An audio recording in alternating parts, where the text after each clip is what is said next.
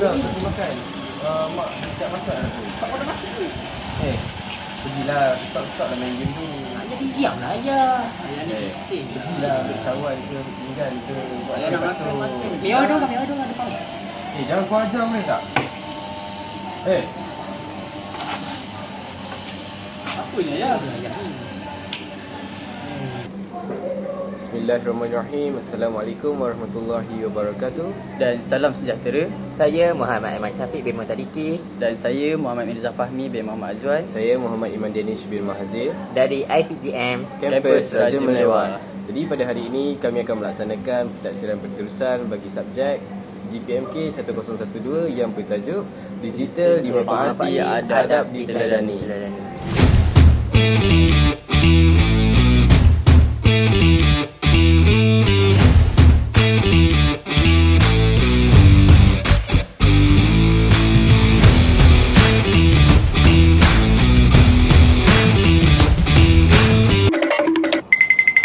Bismillahirrahmanirrahim. Assalamualaikum warahmatullahi wabarakatuh dan salam sejahtera. Kembali lagi di Siaran Podcast. Jadi tajuk perbincangan kita pada pagi ini ialah Digital Dimanfaati, Adab Diteladani. Jadi saya Muhammad Iman Danish bin Mahazir, moderator anda pada pagi ini. Jadi pada hari ini kita mempunyai dua orang tetamu yang sangat hebat, iaitu saudara Muhammad Aiman Syafiq bin Muhammad Tariki dan saudara Mirza Fahmi bin Muhammad Hazwan. Apa khabar saudara? Alhamdulillah, sihat saja hari ini. Saudara Aiman? Alhamdulillah, baik-baik saja. Okey, jadi kita akan teruskan ke segmen yang seterusnya.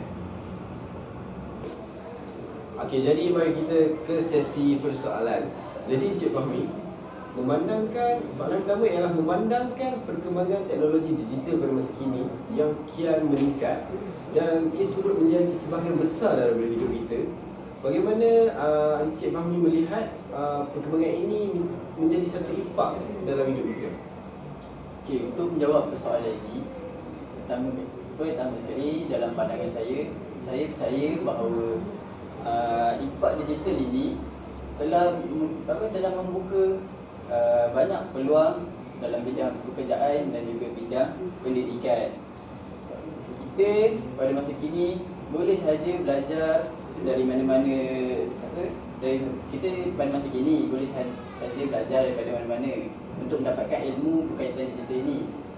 Dan kita kena yakin bahawa kita boleh melangkau daripada khalayak ramai. Kita boleh melangkau daripada senang cerita kita boleh melintasi daripada masyarakat yang lain. Jadi lebih baiklah.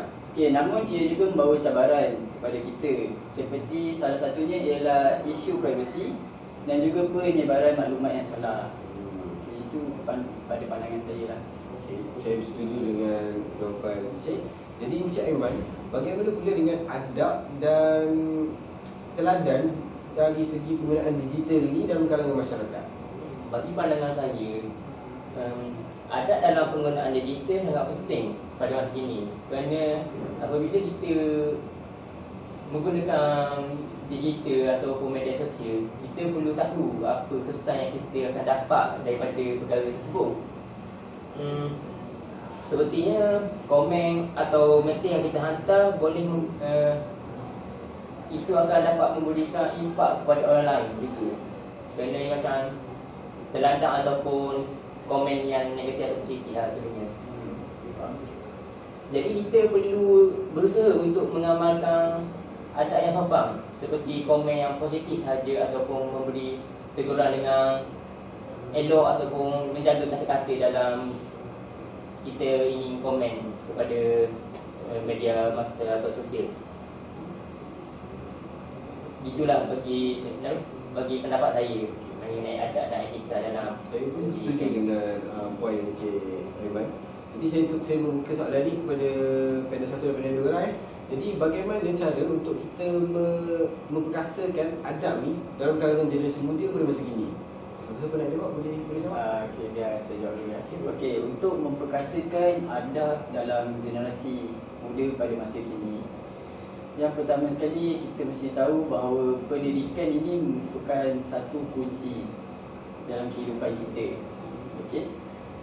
Jadi antara cara nak memperkasakannya ialah sekolah ataupun keluarga perlu bekerjasama untuk mendidik anak-anak kita, anak-anak muda kita pada masa kini tentang etika dalam penggunaan digital.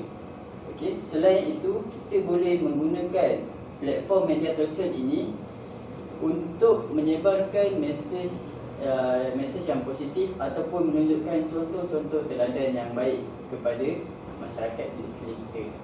Okey, itu bagi pendapat saya. Adakah saya menjawab soalan? Boleh. Silakan.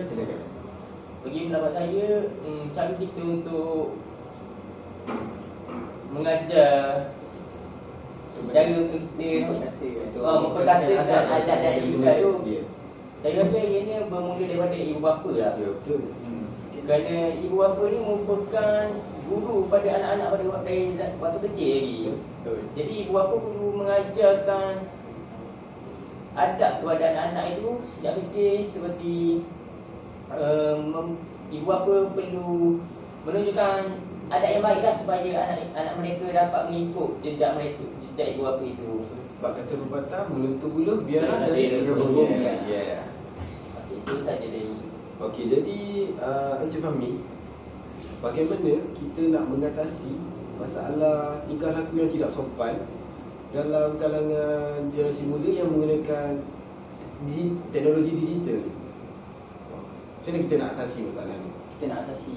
Okey, untuk cara atasinya, kita sebagai pengguna boleh melaporkan sekiranya ada macam apa, komen-komen yang negatif, berita yang buruk. Okey, kita boleh melaporkan perkara tersebut mungkin kepada pihak polis. Contohlah komen yang mengecam kan, untuk apa, yang bermain dengan jiwa kita, kita boleh melaporkan kepada pihak polis sekiranya ia mengancam kedudukan kita. Okey. Selain itu, kita juga boleh berusaha untuk mengingatkan individu tersebut lah. Kita boleh menegur. Contoh, kalau kawan kita sindir kita di dalam media sosial kan, kita boleh berjumpa secara hadapan untuk tegur, nasihat dia. Okey. Kalau kalau dia bukan kawan kita contohlah, contoh media platform TikTok.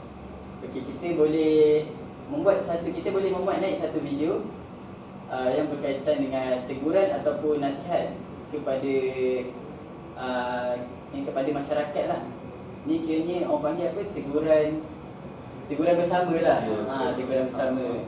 Okey. Jadi itu sahaja pandangan daripada saya. Jadi saya rasa pencerahan yang diberikan oleh Encik Fahmi sebenarnya ni sangat menarik lah. Sebab sekarang ni tidak kira umur, lapisan umur yang menjadi mangsa kepada bully cyber ataupun cyberbully ni. Jadi kadang-kadang ada juga kaum yang tua membuli kaum yang muda, yang muda membuli kaum yang tua. Jadi sedikit sebanyak perkara ini akan memberikan kesan yang negatif lah kepada mangsa yang menghadapi bully ni lah. Jadi Encik Aiman, boleh Encik terang, tadi kita dah bincangkan mengenai keburukan, adab dan juga lain-lain. Jadi boleh Encik Aiman boleh memberikan satu dua manfaat daripada perkembangan teknologi digital ni kepada kita. Boleh Encik Aiman kongsi? boleh.